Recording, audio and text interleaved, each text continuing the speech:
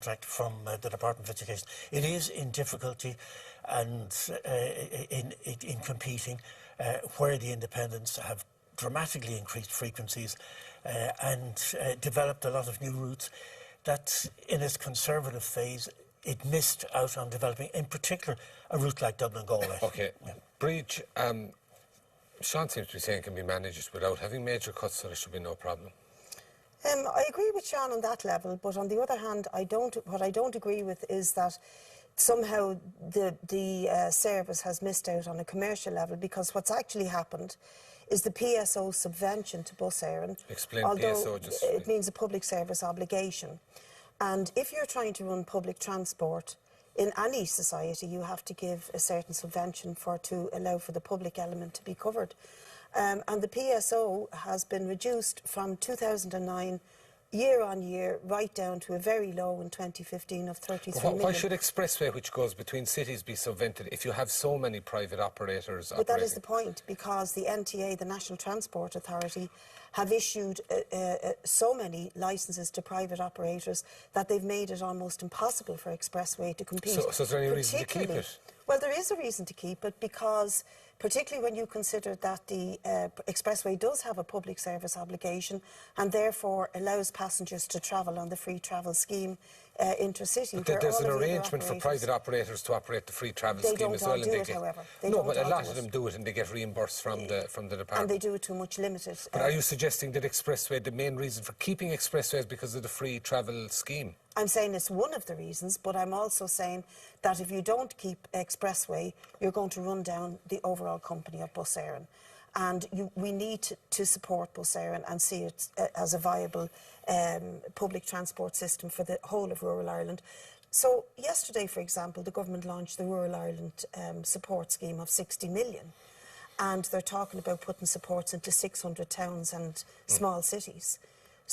And today, we're talking about closing down Bus Eireann. Yeah, but there's rural transport network apart from the private operators already in rural Ireland. I mean...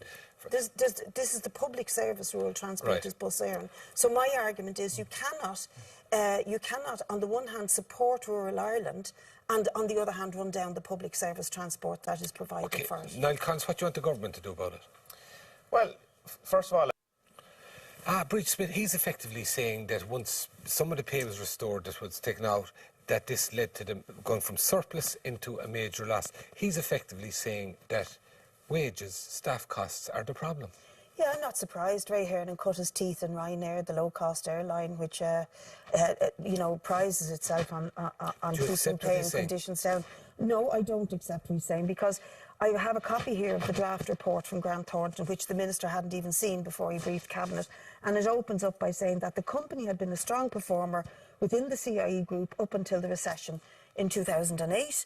In addition, from 2009, the company's commercial services were affected by deregulation and the issuing of commercial bus licences to private operators, resulting in struggling competition on markets. That's a draft report, in fairness, but apart from that, I mean, the figures are there in terms of going from a surplus to a big loss. I haven't finished. From that point of view.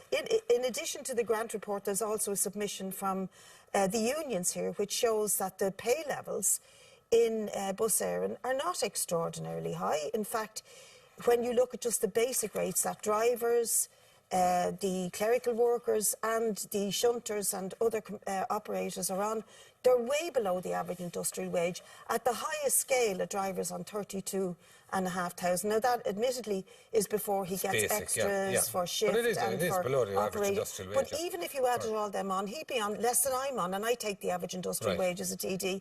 So his argument is flawed. You can't cut people's pay down to the level of practically giving them nothing and then say this is how the company survive. OK, Sean, his argument about wages, I mean, do you accept it? And operators are fulfilling a need there, they seem to survive. So what can Bus Eireann do, particularly in relation to expressway, to ensure that it's viable? What do they have to cut, or how do they have to reform? Well, I think the question was, do they have a productivity problem?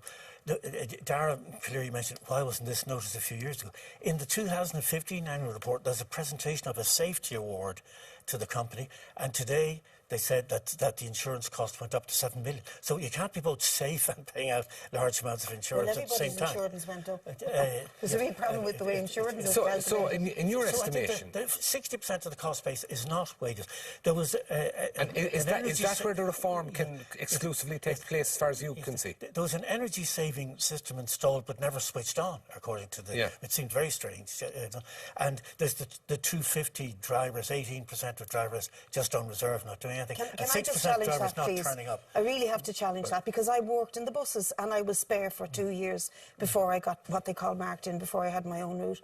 And there is, in every public transport delivery system, there has to be a level of what they call spare staff, so that if somebody gets sick or they have a baby or they die overnight or they go on holiday, that you can still run a company that delivers a public transport on time and in the locations it's required. And Bus Eireann has hundreds of depots around the country, so having a spare staff of 215 is not extraordinary, and they are certainly not idle. OK, the other issue, Michelle, that arises is, as Mr. Harman said, If you're living 15, 20 miles or even 5 miles and you have children, so public transport is critical. Michelle, And I couldn't disagree with you, but it's extraordinary that somebody who belongs to the Fine Gael party, who are in government, can have that approach while the government are attacking the workers and saying that they've got to take pay cuts. The government didn't say that. The government didn't say that. Sorry, the government didn't saying that. They haven't responded to that attack. Maybe you should take a more expansive view of Fine Gael position. They haven't responded. OK, Niall, can the savings be made